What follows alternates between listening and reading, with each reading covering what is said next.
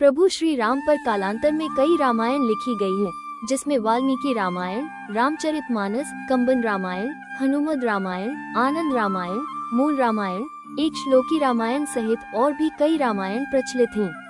पेश है प्रभु श्री राम संपूर्ण कहानी संक्षिप्त रूप में।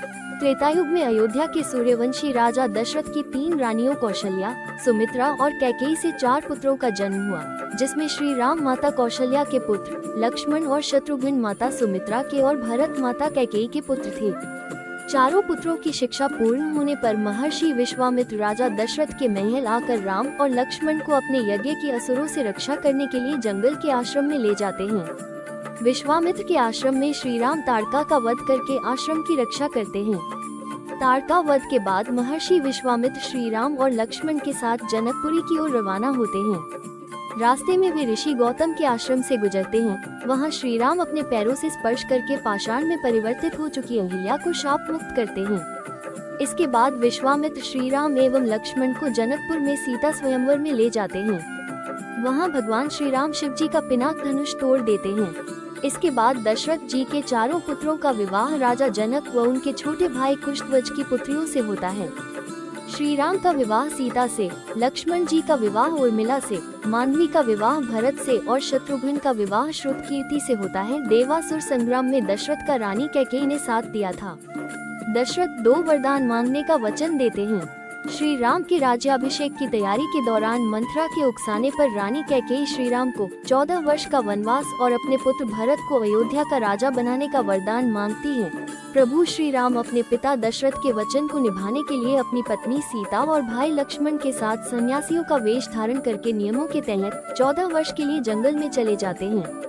प्रभु श्री राम, लक्ष्मण और माता सीता को निषाद राज केवट नाव से गंगा पार कराते हैं। श्री राम पारितोषिक देना चाहते हैं तो केवट कहता है कि जिस तरह मैंने तुम्हें गंगा पार कराया, उसी तरह आप भी मुझे और मेरे परिवार को इस भवसागर से पार करा देना। दंडकवन में रावण की बहन शूर्पणखा सुंदर अप्सरा नयनतारा का रूप धरकर कुटिया के बाहर बैठे श्री राम से विवाह करने का कहती है। श्री राम के इनकार करने पर वो लक्ष्मण से जिद करती है। फिर वो माता सीता को मारने दौड़ती है। ये देखकर लक्ष्मण जी उसकी नाक काट देते हैं।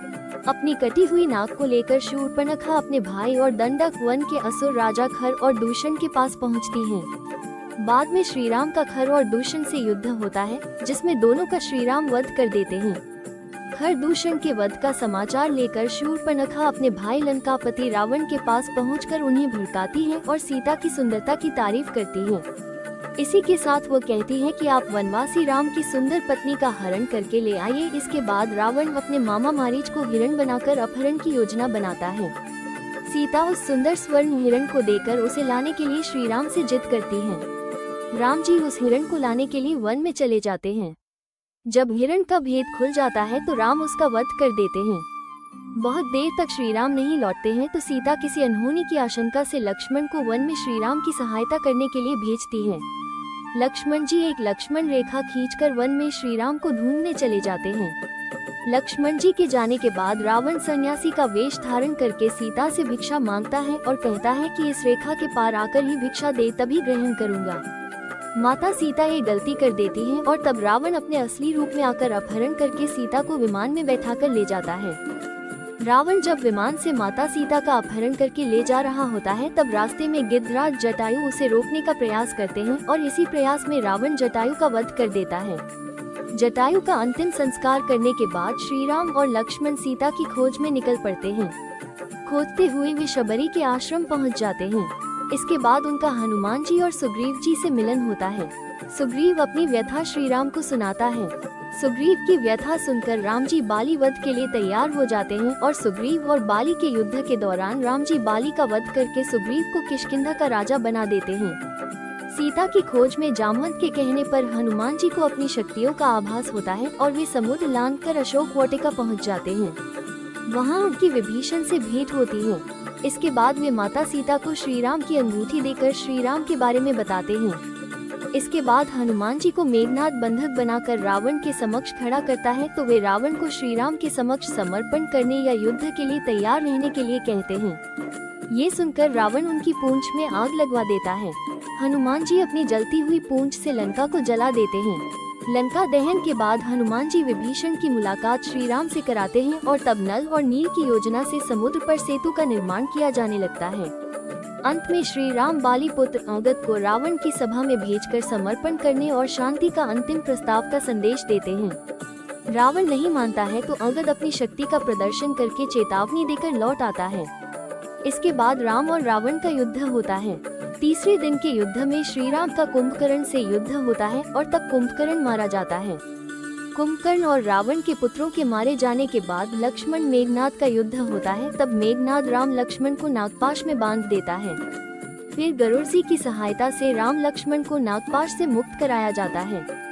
इसके बाद मेघनाद के प्रहार से लक्ष्मण जी मूर्छित हो जाते हैं। तब हनुमान जी वैद्यराज सुषेण के कहने पर संजीवनी जड़ी बूटी का पहाड़ ले आते हैं।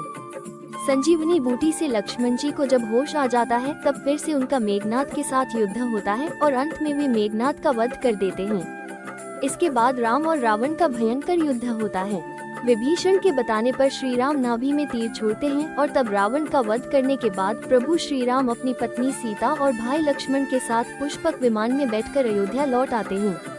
अयोध्या में प्रभु श्री राम, लक्ष्मण और माता सीता का भव्य स्वागत होता है और बाद में उनका राज्याभिषेक होता है। राज्याभिषेक में हनुमान जी, सुग्रीव, जामवंत, अंगद सहित वानर सेना के कई लोग शामिल होते हैं।